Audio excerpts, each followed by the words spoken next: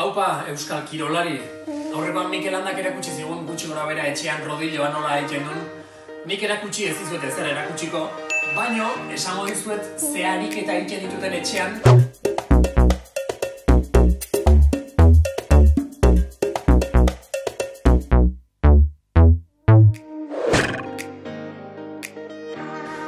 Korrika imitatzeko edo behintzat korrikaren sensazioi eukitzeko, ezta?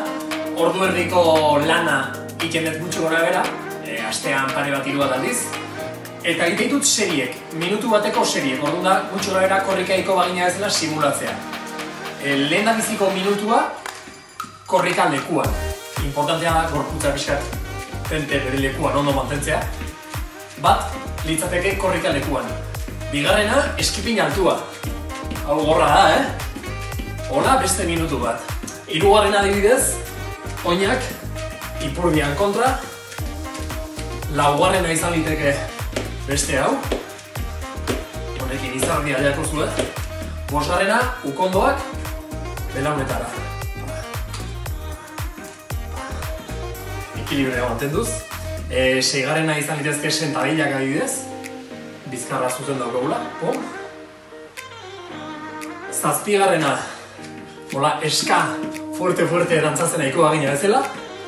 Eta adibidez, 8garrena, gauden bezala lekuan, hankapuinetan jarri, bai? Bakoitzakin nik egiten dut minutu bat. Minutu batekin hurrengoa, minutu batekin hurrengoa. Eta hola daukagu 8 minutuko bloke bat, errepikatu dezakeguna pare bat, 3 bat, animatzen bazate 4 bat aldiz.